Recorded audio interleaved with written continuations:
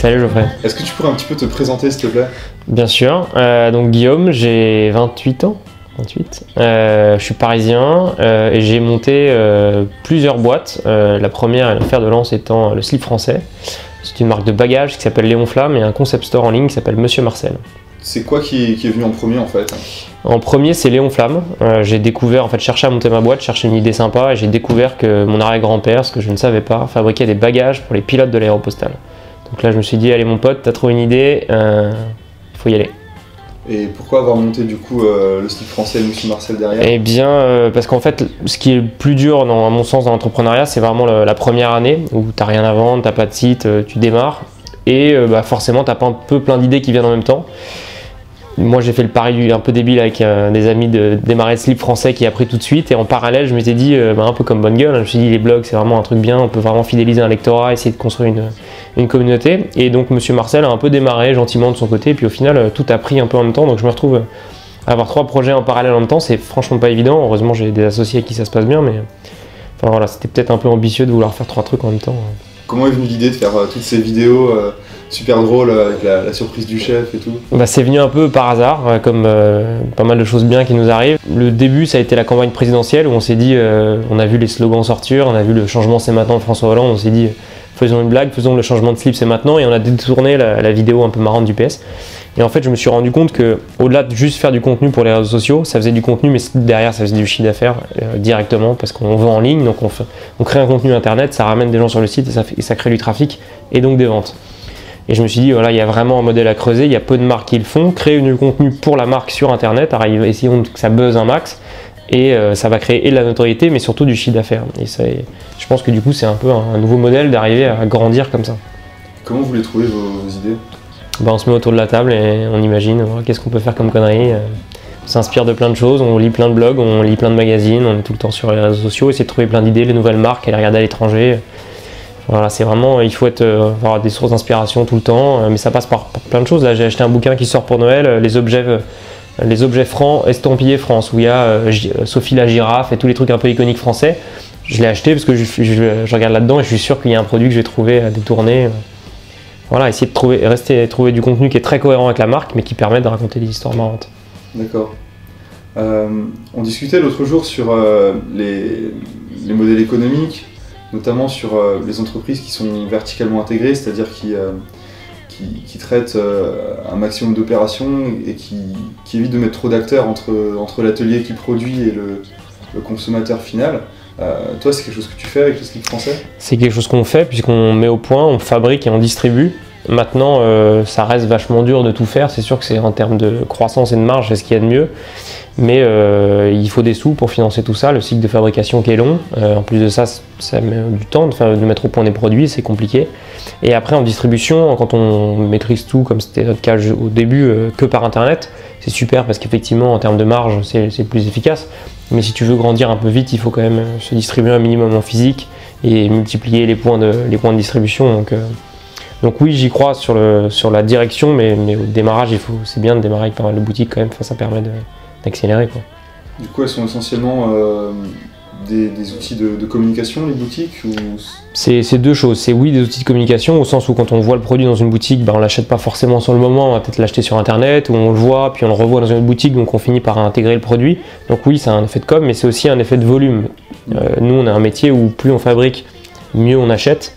Donc on a besoin de fabriquer d'autant plus de pièces, et forcément, quand on a distribué un plan en Europe, ça fait beaucoup de volume. Donc ça fait 2 bonnes raisons, je pense, de construire un réseau physique. Pour la bagagerie Léon Flamme, là tu as fait le choix d'avoir des distributeurs comme les grands magasins ou comme certaines boutiques haut de gamme.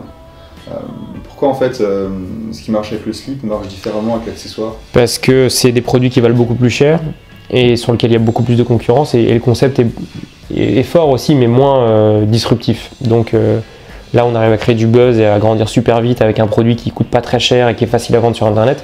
De l'autre côté, il faut se construire dans le temps, installer sa notoriété, et c'est vrai que pour des marques haut de gamme, voire presque luxe, les gens s'attendent à aller voir dans les grands magasins et ils vont voir 1 fois, 2 fois, 3 fois, comme les acheteurs japonais, comme les distributeurs. Voilà, ça fait partie du cycle de vie d'une marque de passer par ces étapes-là pour installer ta notoriété. Malheureusement, on peut être à contre-courant sur certains trucs, mais pas sur tout, quoi. ces dernières années, on a beaucoup parlé du Made in France, des marques qui relocalisent. Est-ce que tu penses que c'est un vrai phénomène de fond ou que finalement c'est plus des enjeux d'image en général chez les marques? Je pense qu'il y a deux choses. Je pense qu'il y a une vraie tendance de fond où au final pas mal de fabricants se rendent compte que fabriquer en Chine, oui, ça coûte beaucoup moins cher, mais il y a beaucoup de transport, beaucoup de délais et parfois beaucoup d'incompréhension. Donc en final, ils pensent gagner des sous et du temps, mais en fait ils perdent beaucoup de temps, donc au final ils ne gagnent pas tant de sous que ça. Donc je pense qu'il y a pas mal de gens qui relocalisent parce que il reste un vrai savoir-faire en France, il reste des gens qui sont prêts à bosser. Donc si on les utilise bien et qu'on arrive à les faire bien bosser, leur surcoût en prix peut être compensé par tous les autres avantages qu'ils offrent. Maintenant, là-dessus s'est greffé le phénomène Made in France et Arnaud Montebourg et tout ça. Et donc il y a beaucoup de marques qui sont sorties en se disant je vais être Made in France, je vais casser la baraque. Alors ça peut marcher dans un premier temps si on est juste Made in France parce qu'on a plein de parutions presse au moment où il y a un peu d'engouement. Après, les fondamentaux d'une marque, c'est pas d'avoir une dimension mais plein. Un bon produit, un bon prix, une bonne communication, un bon mix marketing et en plus une bonne histoire storytelling sur où tu fabriques à raconter. Si tu as plein de dimensions qui portent ta marque, je pense que tu peux te construire dans le temps et puis suivant les modes, t'appuyer sur différentes dimensions de ta marque et je pense que c'est ce qui fait que les grandes marques du luxe arrivent à durer aussi longtemps. Quand on est juste un t-shirt blanc Made in France, oui ça marche quand tout le monde parle du Made in France, quand on n'en parle plus, si le t-shirt n'a rien de particulier, c'est compliqué quoi. Quand tu as des jeunes lecteurs qui viennent vers toi et qui te disent Guillaume, je veux monter une marque sur le Made in France ou alors sur un produit plutôt simple à concevoir au début comme le t-shirt, toi t'as quelle réaction et quel conseil que tu leur donnerais ou quel déjà je les félicite parce que je trouve ça bien et donc mon premier retour c'est d'essayer de les aider et d'effectivement prendre le temps de donner mon avis sur ce qu'ils font.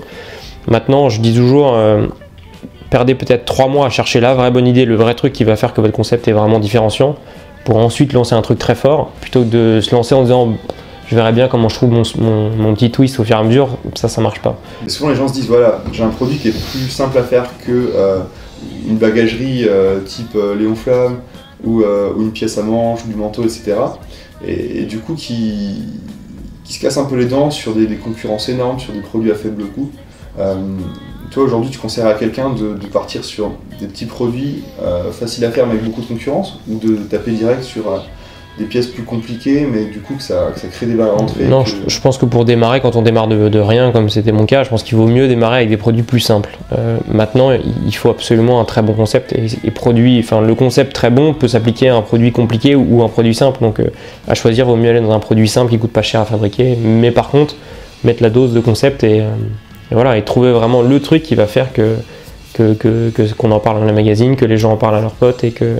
Parce que voilà, il faut en fait avec internet on oublie qu'il faut être commerçant, il faut avoir un bon produit au bon prix, être capable de le vendre et que ça reste la base de tout. Et si on se dit ouais il y a internet, il y a Facebook, non c'est pas vrai.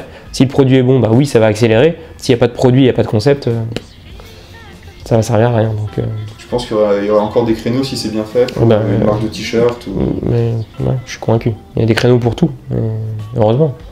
Et j'avais aussi un peu envie de discuter de Monsieur Marcel avec toi. Est-ce que tu peux un petit peu présenter ce que c'est? Monsieur Marcel, c'est quelque chose qu'on essaye de faire très moderne. C'est à la fois un e-shop et à la fois un magazine en ligne. En fait, moi je me suis dit plusieurs choses avec mon associé Gaspard et maintenant on a un autre associé qui s'appelle Enguerrand. On s'est dit plusieurs trucs. On s'est dit, les pure players web, c'est quand même compliqué comme métier. C'est-à-dire quand tu n'es que distributeur, tu fais de l'acquisition de trafic avec de la publicité sur Google, tu dépenses beaucoup d'argent pour faire du chiffre d'affaires. Oui, ça marche, mais en fait, encore une fois, on se fait un peu avoir par internet, on se dit c'est génial, je fais la pub sur Google, je fais du chiffre, mais si tu achètes des affiches 4x5 dans le métro, tu vas aussi faire du chiffre, mais ça va te coûter 20 000 €. Donc en fait, en dépensant 15, 20, 30, 50 € par jour sur AdWords, on se rend pas compte qu'en fait on a des vrais budgets publicité, alors que, encore une fois, la vraie loi du commerce, c'est de dire je monte mon affaire. Quand j'arrive à dégager du résultat, je garde une partie de ce résultat pour faire de la com, et là-dessus je grandis. C'est pas je prends ça dès le démarrage pour faire de la com et je grandis avec ça. Et pour moi, le business model des pure players web, c'est ça, c'est de dire je dépense du fric d'abord et ensuite je vais choper des clients. Je pense que ce qu'il faut, c'est avoir encore une fois un vrai produit, une vraie offre et un vrai positionnement différent qui fait que tu vas attirer des gens. Là-dessus, tu vas gagner éventuellement un peu de sous et ensuite tu te mets à communiquer. Donc, nous, c'est comme ça qu'on le voit et on s'est dit comment est-ce que sans dépenser de l'argent sur internet on peut créer une communauté et essayer de ramener des gens. C'est vraiment la logique des blogs et Bonne Gueule est clairement bien placé pour le savoir.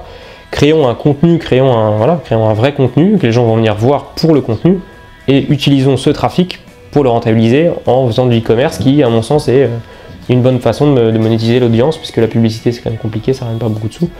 Donc voilà, donc on s'est dit si on arrive à créer une audience et qu'on arrive à mettre des produits qui plaisent à cette audience en face, on devrait pouvoir être capable de rentabiliser l'énergie qu'on passe à développer ce trafic. La ligne directrice, c'est un e-shop pour hommes, mode déco accessoires, où on trouve toutes les idées cadeaux du monde et en même temps on va trouver du contenu sympa sur un lifestyle au sens large. J'ai l'impression que c'est assez d'actualité parce que t'es le premier je pense, mais très vite il y a 2-3 autres sites qui t'ont aussi emboîté le pas comme les petits Frenchies qu'on aime beaucoup, ou bien les modernistes qui ont une offre produit encore différente mais sympa aussi. Toi, ces sites, tu les vois plus comme des concurrents ou des gens à qui tu peux faire des partenariats, des échanges d'audience? Non, je pense qu'on peut faire des partenariats, des échanges d'audience. Aujourd'hui, je pense que c'est un truc qui n'existe pas trop. Je pense que on reste tous des petits acteurs. On n'a pas des offres produits qui sont exactement les mêmes. Je pense que les concurrents, c'est plutôt les gros magazines quand eux lancent à terme leur e-shop. Enfin, concurrents ou pas, à la rigueur, on va sûrement aller les voir et voir comment est-ce qu'on peut collaborer avec eux. Mais en tout cas, c'est vrai que tout le monde tourne autour de comment réussir à être rentable sur Internet en fait. Donc, je pense que personne n'a vraiment la solution pour l'instant. Donc, on verra. En tout cas, nous, on part du principe de se dire, commençons par ne pas dépenser de sous. C'est déjà la première façon d'en gagner. Donc, voilà. Versus se dire que, parce qu'il y a beaucoup de boîtes, le business model c'est ça, c'est de dépenser sur AdWords et puis le coût au clic augmente et puis on dépense. Donc, oui, on fait du chiffre, mais ça coûte beaucoup de sous de faire du chiffre, donc c'est un peu le serpent qui se mord la queue, je pense. Toi, à titre perso, t'as des supports que tu lis, qui t'enrichissent, ou des livres papier, ou de business qui t'ont aidé Moi, je suis en train de lire 2 livres en même temps, un en papier, un sur mon téléphone. Il y en a un, c'est le bouquin du founder de Patagonia, Yvon Chouinard, qui s'appelle The Education of a Reluctant Businessman. Ça parle de quoi alors? Ça parle de comment est-ce qu'il a laissé tout le monde faire du surf et de l'alpinisme chez lui et qu'en même temps il a créé une boîte énorme. Donc ça c'est hyper cool. Et j'en lis un autre qui est je sais plus quel est le titre, qui est le fondeur de Zappos, qui est le premier. Ouais. C'est Delivering Happiness. Exactement. Donc ça je suis en train de lire ces 2 trucs là en même temps, qui me font bien marrer. Les 2 ont l'air de se rejoindre, tu dis pas que t'as gagné. Ouais, ils se rejoignent. Et puis c'est rigolo parce que là je suis assez hyper moderne. Chez moi j'ai le bouquin physique à côté de mon lit que je lis le soir et dans le métro. Et comme le bouquin il est trop grand à transporter, du coup je lis 2 trucs en même temps. Alors est-ce que tu envisages de relocaliser tes bureaux comme le fondateur de Zappos au-dessus d'un cinéma et d'un KFC? Et ça, il avait fait ça parce qu'il avait dit, quand il était jeune, il avait dit quand je serais vieux, j'habiterais au-dessus d'un cinéma et j'aurais c'est même pas un KFC, c'est un Taco Bell. Un Taco Bell. Cinéma, pourquoi pas, Taco Bell, ils peuvent mourir, mais... mais là, cela dit, on déménage à côté de Vic Fernand, donc c'est pas mal. Ça va. Et tu restes dans l'esprit cocard et... Exactement. Ok. Merci beaucoup Guillaume. De rien, merci à toi. Puis j'espère à très bientôt. Avec plaisir. Salut. Ciao.